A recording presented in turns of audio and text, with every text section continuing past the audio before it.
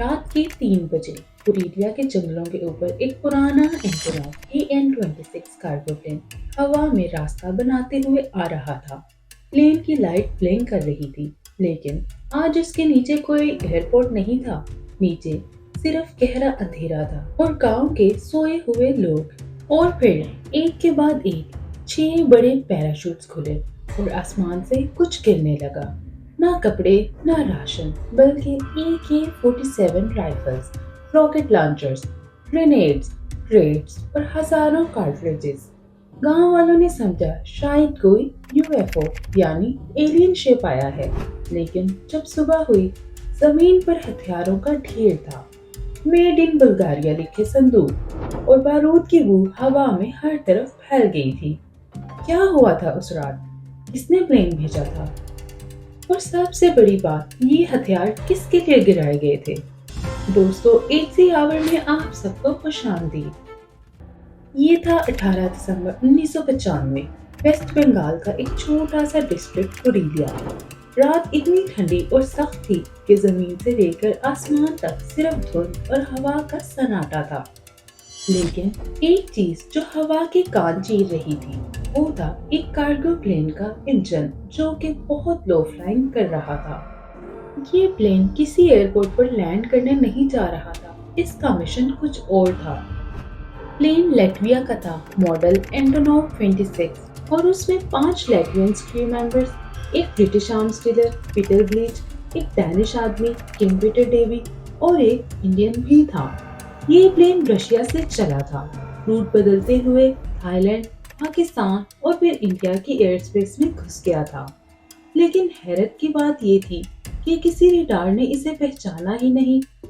रात के तीसरे पहर प्लेन कुरीलिया के आसमान में घूमने लगा और 40 वुडन क्रेट्स पैराशूट के जरिए जमीन पर गिरे।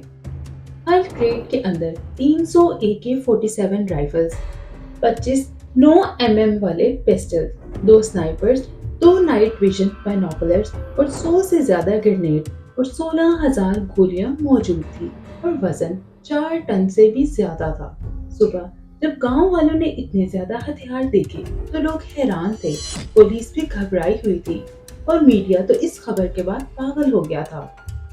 जब मामला संगीन हुआ तो आर्मी भी इस इन्वेस्टिगेशन का हिस्सा बन गई, क्योंकि पहली बार इंडिया के अंदर किसी ने एयर ड्रॉप के जरिए वेपन्स गिराए थे बिना किसी परमिशन के। इन्वेस्टिगेशन शुरू हुई ताकि पता चले कि ये प्लेन आखिर कहां से आया था और प्लेन किसका था। ये वेपन कुरीलिया में ही क्यों गिराए गए? जब प्लेन का सोर्स ट्रेस किया तो पता चला कि ये प्लेन पाकिस्तान के शहर कराची से टेक ऑफ हुआ था और इंडिया के सिटी वाराणसी से होता हुआ वेस्ट बंगाली में कुरीलिया से गुजरा था और फिर कोलकाता से होता हुआ इंडियन एयर स्पेस से एग्जिट हो गया था और थाईलैंड में फुकेट में लैंड कर गया। लेकिन अभी ये कंफर्म नहीं था कि ये वेपन इसी प्लेन ने फेंके थे या नहीं, मगर इस प्लेन ने कोलकाता एयर कंट्रोल टावर से परमिशन लेते हुए एक गलती की। इसने अपनी डेस्टिनेशन लोकेशन कंबोडिया बताई, मगर इसने थाईलैंड में लैंड किया। इसी वजह से इंडिया को इस पर शक हुआ। कुछ दिन बाद इस प्लेन को फुकेट से वापस आना था और इंडियन एयर स्पेस से गुजरना था। इस बार इसने अपनी डेस्टिनेशन लैटविया बताई, मगर इसे रीफ्यूलिंग के लिए कराची में भी लैंड करना था। लेकिन इस दफा जैसे ही वो इंडियन एयर स्पेस में एंटर हुआ तो इंडियन एयरफोर्स ने उसे इंटरसेप्ट किया। 2 MiG-21 जेट्स ने उसे घेर लिया और मुंबई के सेंटा क्रूज एयरपोर्ट पर उतरने पर मजबूर किया। यहाँ से एक नई कहानी शुरू होती है। लैंडिंग के बाद 45 मिनट तक उस प्लेन के करीब कोई भी नहीं गया। उस प्लेन में उस वक्त 8 लोग थे। एक था किम डेवी जो डेनमार्क से ताल्लुक रखता था और 18 साल से दुनिया भर में कम्युनिटी बिल्डिंग का काम कर रहा था। इसने रशिया और कुरीलिया में एग्रीकल्चर प्रोजेक्ट्स पर काम किया था। दूसरा था पीटर ब्लीच जो यूके से बिलोंग करता था। ये स्पेशल एयर सर्विस ग्रुप का मेंबर था और एलीट मिलिट्री यूनिट का सोल्जर था, जो कि बाद में वेपन्स का डीलर बन गया था। बाद में ये भी पता चला कि ये यूके की MI6 एजेंसी का अंडरकवर एजेंट था। तीसरा आदमी इंडियन सिंगापुरियन नेशनल दीपक मणिकांत था और ये अनंदा मार्गा नामी ऑर्गेनाइजेशन का फॉलोअर था।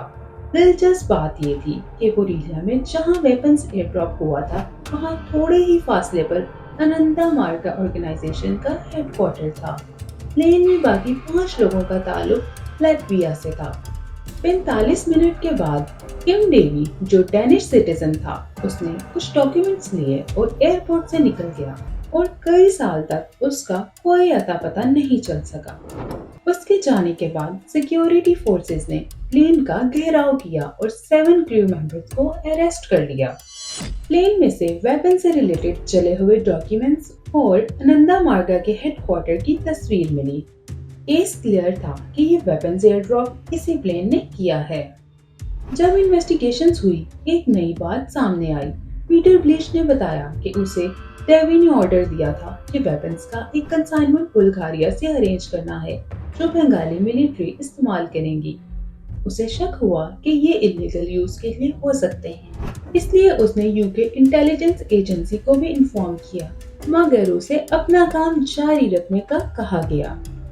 मगर अगर ये वाकई बांग्लादेशी मिलिट्री के लिए थे, तो इन वेपन्स का एयर ड्रॉप क्यों किया गया, और वो भी इंडियन डिस्ट्रिक्ट बोरीलिया पर? इसका सच तो आज तक एक राज है, मगर बीबीसी की इन्वेस्टिगेशन से पता चला कि ये वेपन अनंदा मार्गा ऑर्गेनाइजेशन के लिए ही थे। बाद में किम डेवी, जो जहाज से भाग गया था, उसे इंटरपोल के थ्रू डेनमार्क से इंडिया लाया गया।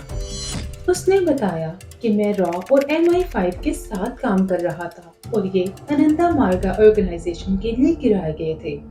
वेस्ट बंगाल की गवर्नमेंट के लोग इन पर बहुत जुल्म करते थे, इसलिए उनके सेल्फ डिफेंस के लिए ये वेपन्स मंगवाए गए।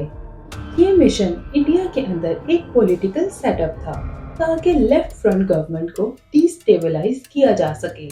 इसमें इंडियन कांग्रेस, प्राइम मिनिस्टर और रॉ के लोगों ने इसकी मदद की थी और यहाँ तक कि एयरपोर्ट और कंट्री एग्जिट में भी MP पप्पू यादव और इंडियन प्राइम मिनिस्टर नारासिम्हा राव ने मदद की थी, लेकिन CBI ने इस बात से इनकार कर दिया। अब सवाल ये है, अगर रॉ और MI5 इन्वॉल्व नहीं थे, तो फिर प्लेन इंडिया के रडार से बिना पकड़े कैसे गुजरा? एयर सिक्योरिटी के सेंसर्स कैसे फेल हुए? और सबसे अजीब बात, बोरीलिया के एरिया रिस्ट्रिक्टेड एयर रूट में नहीं आते, फिर भी प्लेन का पाथ एग्जैक्ट वही क्यों था? कॉप्स ने बोरीलिया के फील्ड से राइफल्स और ग्रेनेड्स रिकवर किए। पैलेट्स पर लिखा था made in Bulgaria for defence use only. एक क्रेट में एक फटा हुआ पेपर मिला जिसमें लिखा था KLD प्रोजेक्ट। कुछ लोगों ने कहा ये किम लार्स डेवी के इनिशियल्स हैं। इंडिया ने डेनमार्क से किम डेवी की एक्स्ट्राडिशन मांगी, यानी किसी मुल्जिम या मुजरिम को दूसरे मुल्क के हवाले करना, लेकिन डेनमार्क ने मना कर दिया, ये कहकर कि इंडिया में ह्यूमन राइट वायलेशन का खतरा है। कोलकाता हाई कोर्ट ने अरेस्ट होने वाले पीटर ब्लीच, दीपक मणिकांत और 5 लेफ्टिनेंट क्रू को लाइफ सेंटेंसेस दी, लेकिन बाद में एक एक करके सब रिहा हो गए।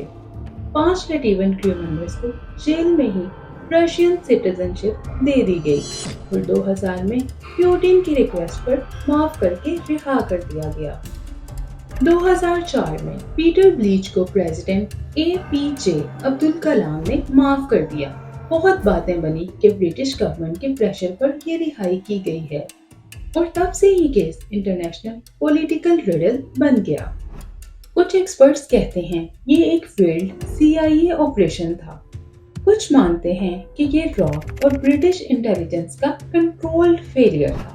जो भी सच हो, इतना जरूर है कि ये ऑपरेशन किसी आम स्मगलर का नहीं था। It was a state level convert mission gone wrong. आज भी बोरीलिया के गांव के लोग कहते हैं कुछ क्रेट्स कभी मिले ही नहीं, अब भी लोहे के बॉक्सेस जमीन में दबे हुए हैं।